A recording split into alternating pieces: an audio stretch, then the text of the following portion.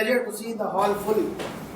And believe me, you people are lucky to hear the speaker today who's delivering a keynote speech on connecting to people. Now this speaker is a master's in psychology and psychotherapy. She's an international master on NLP. How many of you are aware of what NLP is? NLP is a field of study which explores various dimensions between language and behavior patterns. And today, she's a trainer and consultant by profession. And today, she will be addressing you on how to connect to people.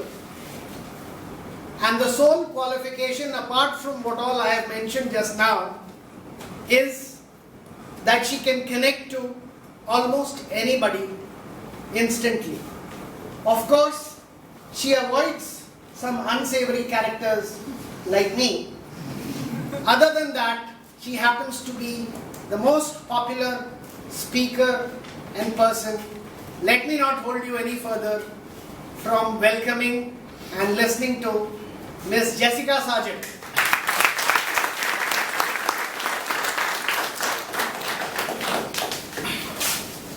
So, this title is Everyone Communicates, Few Connect.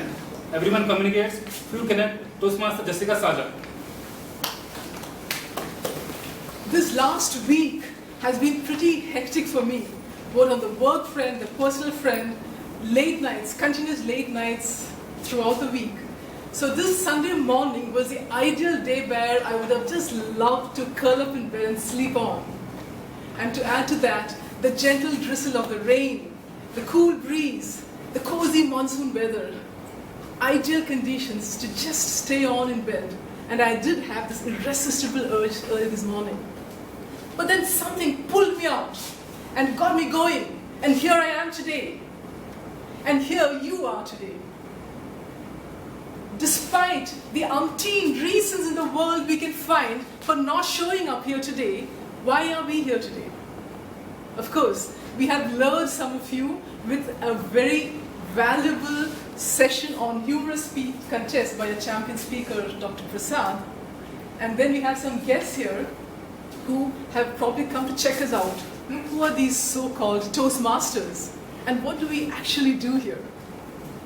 Now, all that apart, there is something that binds us all together here. We all are here to become good communicators.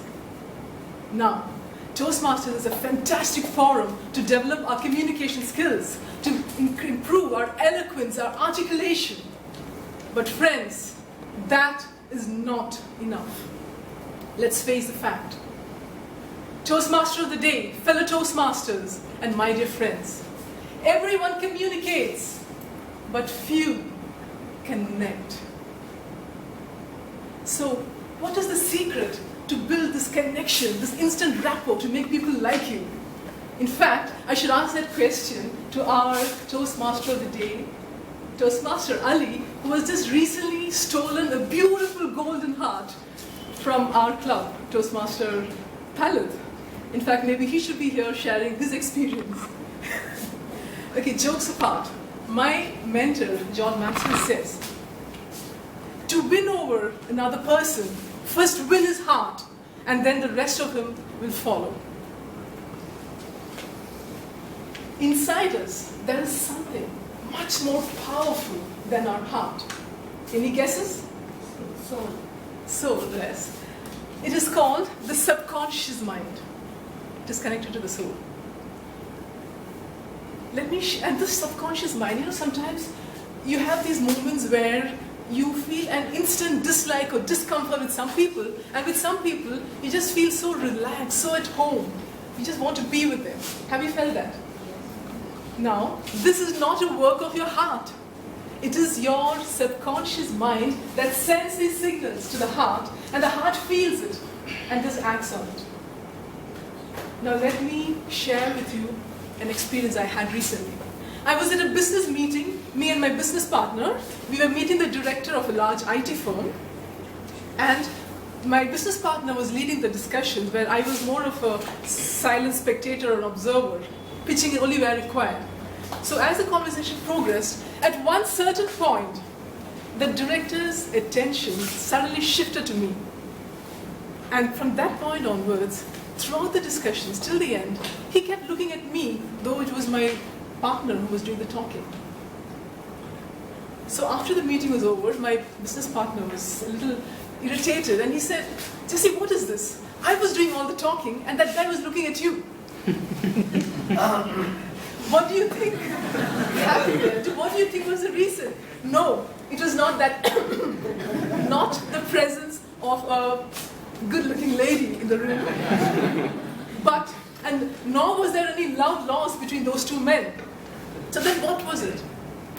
Unconscious rapport. Let me tell you more about it.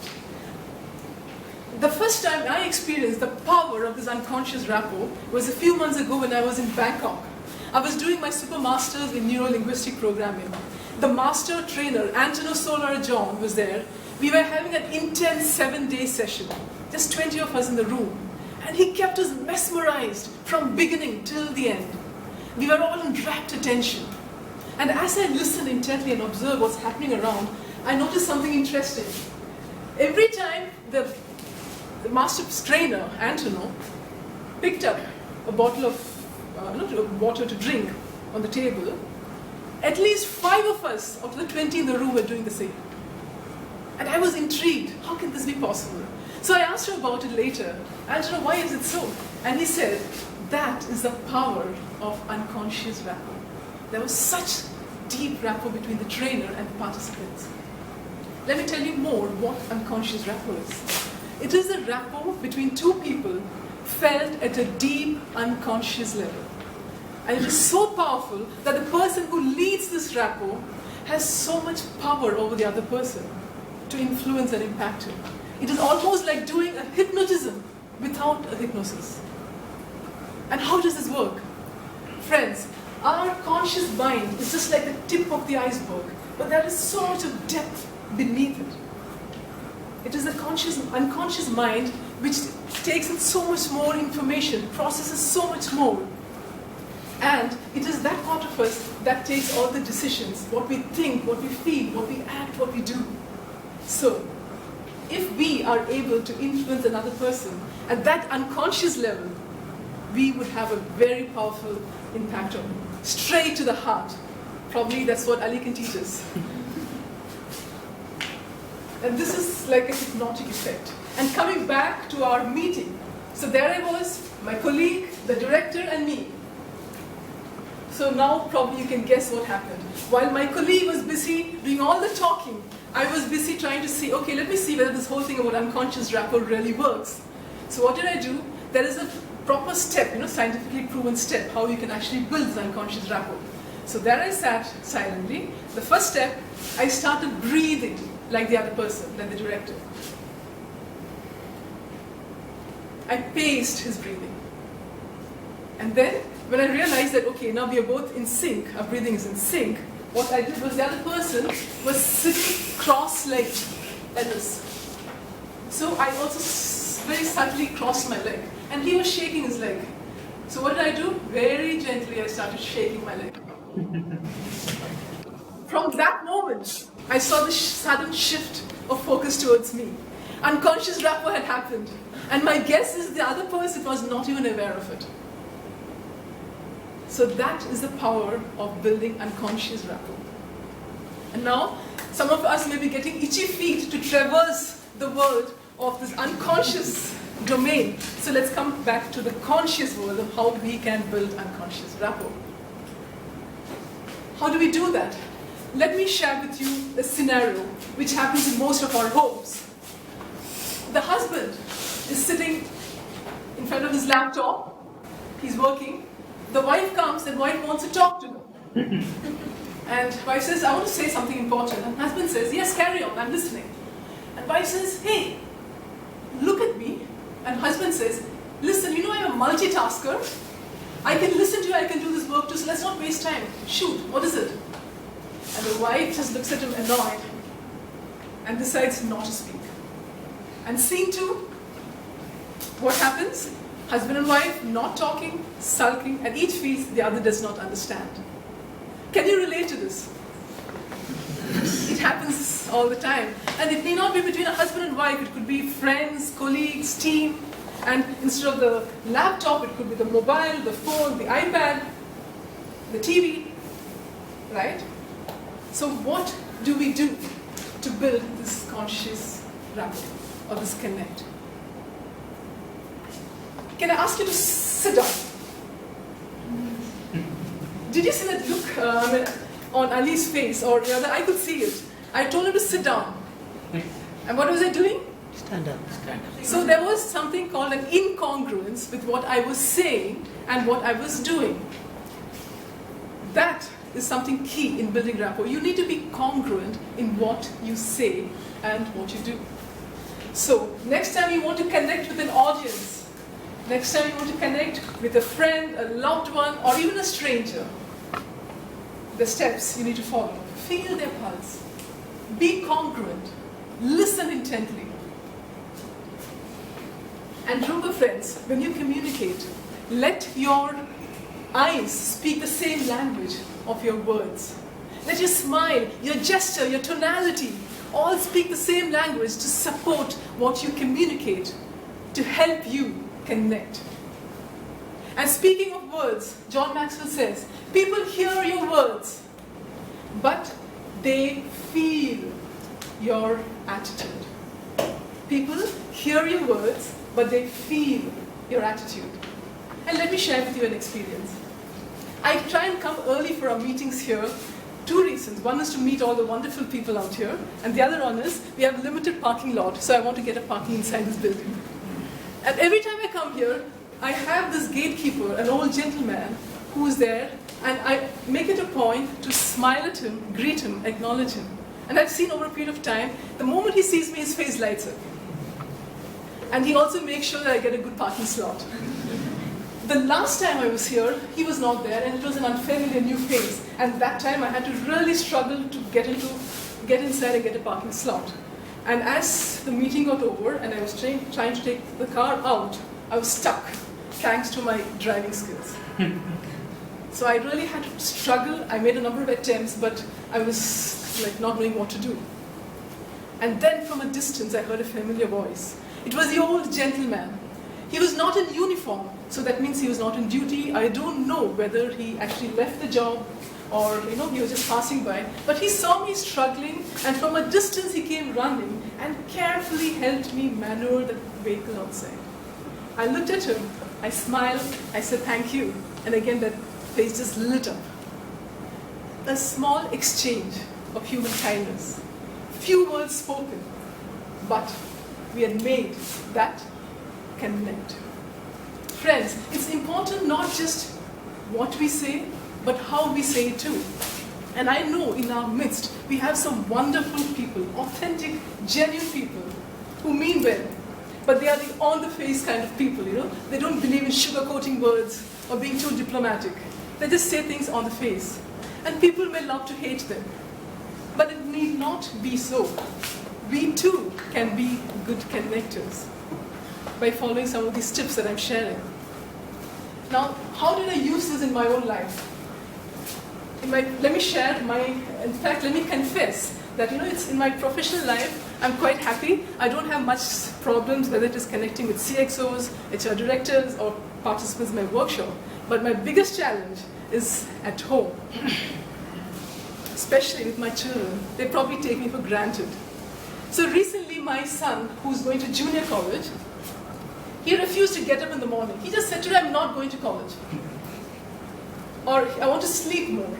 And I was annoyed, and I told him, there's nothing doing, you are going. And I kind of coaxed him out of bed, put pressure on him, and huffing and puffing, and with that defiant look in his face, he went into the washroom. And then I asked myself, hey, Jesse, wait a minute. Was this the best you could do? And I knew the answer. So what did I do? When he came out of the washroom, I was waiting, and it was time to test out. So I started breathing, unconscious rapper, pacing him. And I could actually see those nuances where he was calming down. And then I sat with him and I started the next step. I started speaking to him. I said, I'm sure you must be having some reason for whatever you want. Listen, tell me, I'm listening. And I was congruent. I listened fully, intently to what he had to say. And finally, the third step. I made sure that he felt valued, he felt important. Because sometimes it is, people hear you. But to touch their hearts, it is about how you make them feel. And here I made him feel that, yes, I do value him. So I finally told him, Sahil, I know you are mature, I know you're responsible, and I've heard you out. Now you take a decision. You want to go or you want to stay back? I'll let you decide. And guess what he did? In the next 10 minutes, he was on his way to college. On his own, free will. So that's how it has worked for me. So what did I do? First I did unconscious rapport building. Second, I was congruent. I listened intently. I gave him full attention. What I said, what I heard, everything was in congruence. And finally, I made him feel valued. I took care of how he feels about himself. In fact, Jim Carrey says, the effect you have on people is the most valuable currency there is. I can repeat, the effect you have on people is the most valuable currency there is. So friends, you're now equipped to test out whether this works for you in your personal life, professional life, social life, how you can actually connect with people. And coming back to where I started, there is something in common with all of us, between all of us. We are bonded by this common wish to become better communicators. And by becoming better connectors, we become great communicators. Every time we meet someone, we can create a positive experience for them. An experience where they feel good, both about themselves and us.